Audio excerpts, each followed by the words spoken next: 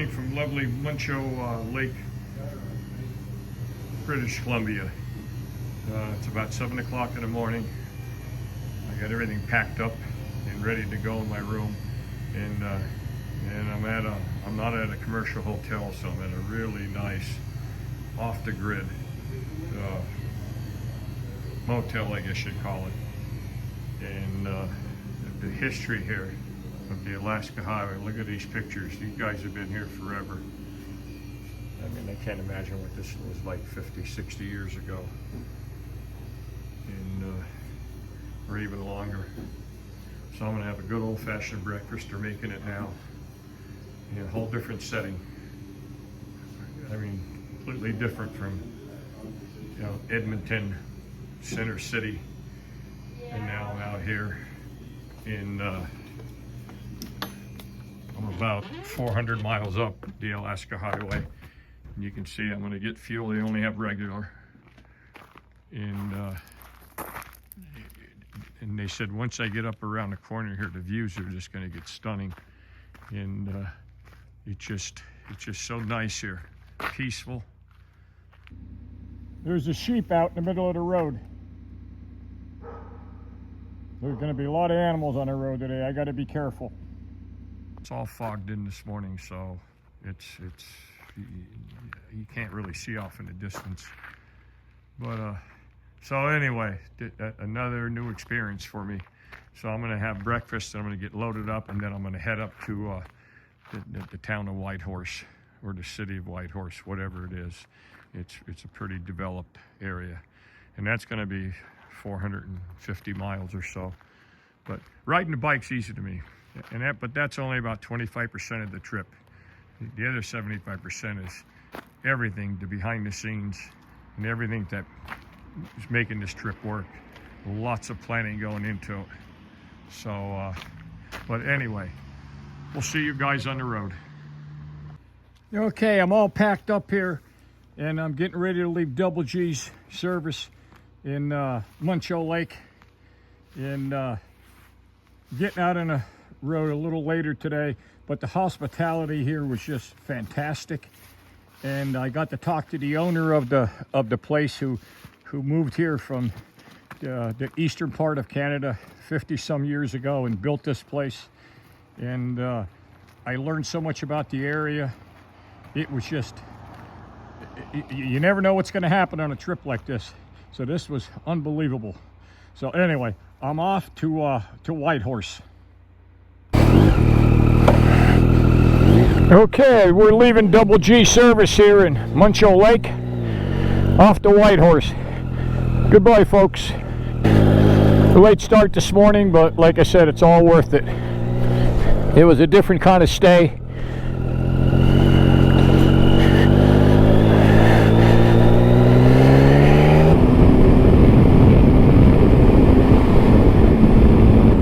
Big old porcupine. Okay, to stop to check out. Look at the bison. Hey guys! There's about 5 more of them up over the hill, and they gotta watch.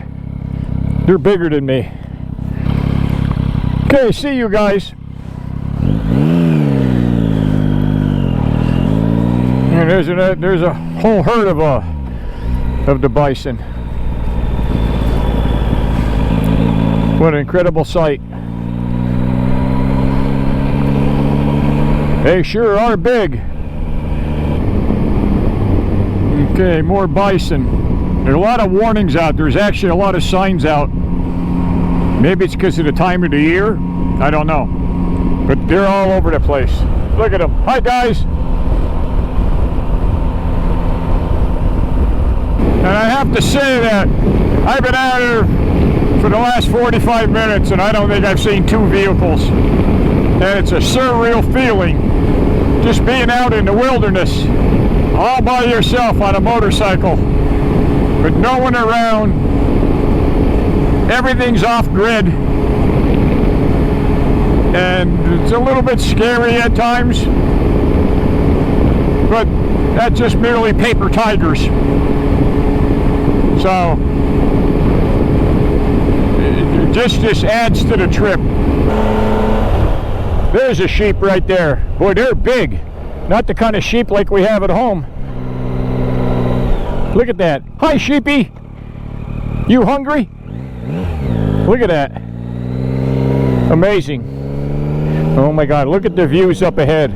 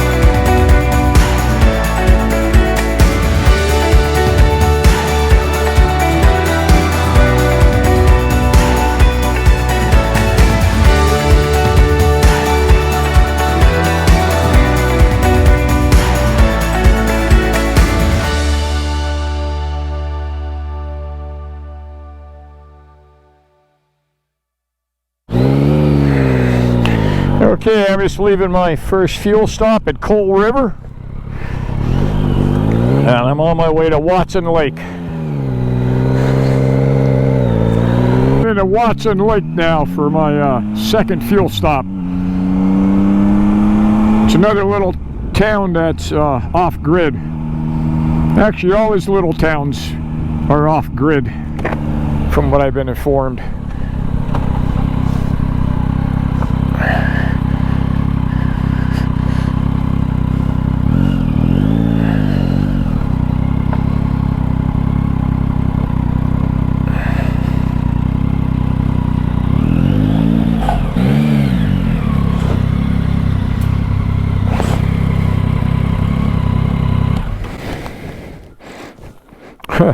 Kickstand down on the, I guess that'll work on the grate.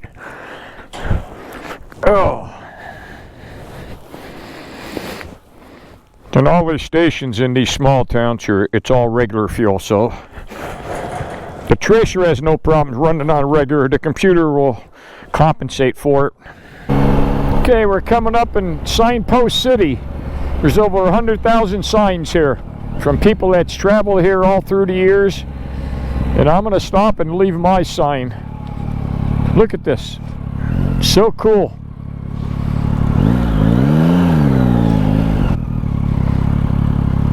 Look at this.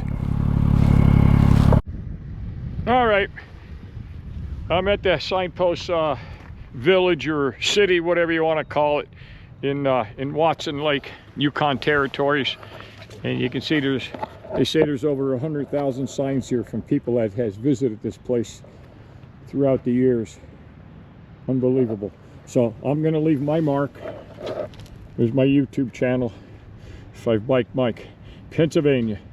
So I brought my fasteners, some nails, and some zip ties. So I'm going to take a walk out and find a place to hang my sign and leave my mark. I gotta look at this place. Absolutely amazing.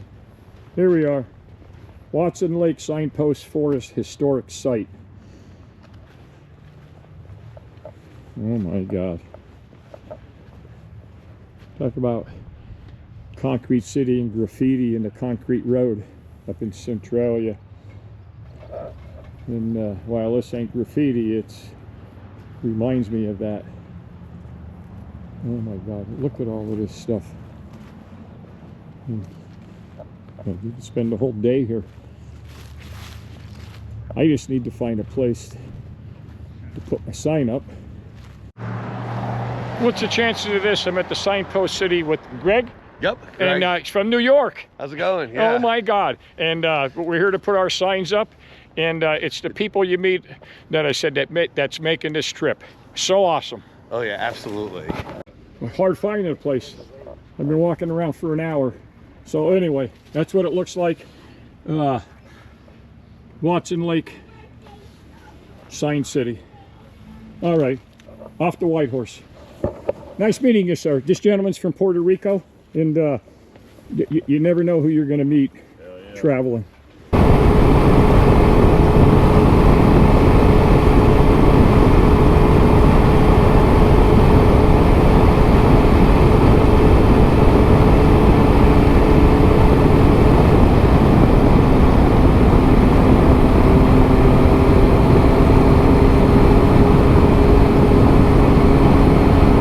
Into the town of, I think it's Tesla. This is going to be my 3rd fuel stop, and boy, I'm on empty. You can see it blinking. 2 of the stations were closed that were supposed to be open en route from Watson Lake, but we got another fun, nice long graded bridge. But look at the view though. Isn't that amazing?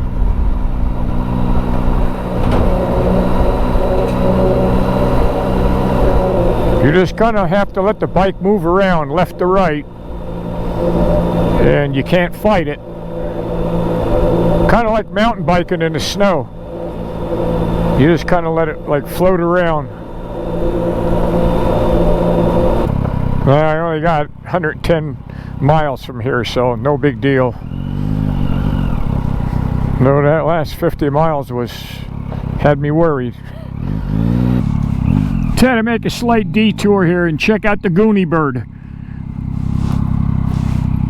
Look at that awesome DC-3.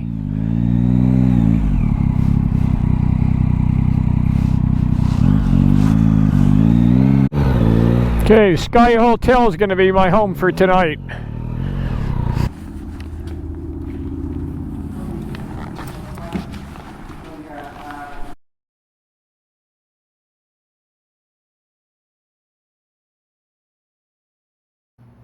We'll take a look at my day today on the map here. And this morning I started in Muncho Lake, and I rode up to Whitehorse. And temperatures were high 30s, low 40s in the morning. And by the time I got up here in the afternoon to Whitehorse, they were in the mid-50s. So good weather day. Ran through some rain showers here and there. Not a big deal. Scenery was just mind-blowing. Oh my God. And it was desolate too. Boy, I mean, there's no power lines. No, everything's off a grid from the gentleman who owns I had actually breakfast with him, who owns Muncho, or Double G's at Muncho Lake where I stayed. And he was telling me somewhere back at mile marker 100, the power ends and there's no internet, there's no power all the way up through these small towns up until you get up until, well, obviously Whitehorse. And he says there probably never will be power or anything because he said there's just not enough demand. I mean, it's just, there's nobody living there hardly. So very interesting, a little bit scary riding, all by yourself. Don't see vehicles for maybe 2 or 3 vehicles every hour. And, but like I said, it was just paper tigers. And, but I did have, I did have some anxiety and a scare here. I ended up getting a stop at Watson Lake is where I did the signpost. And so I fueled up there, and between Watson Lake and the town of Teslin, there were supposed to be 2 fuel stations, and they were both closed. So I ended up coming into Teslin, and the last 50 miles, my warning light was blinking, and I was worried. And because it's hard to figure gas mileage because of the wind and the speed you're running. I get anywhere from 35 to 51. So what you're getting on that stretch, who knows? So, but I did. It made the trip actually more exciting. And but I did make it. I pulled in the Teslin and I did fill up, and then I only had about 120 miles to get up to Whitehorse. So no big deal. That all worked out. And and today was day 8. It was 462 miles on the day, and it was 3,861 since I left home.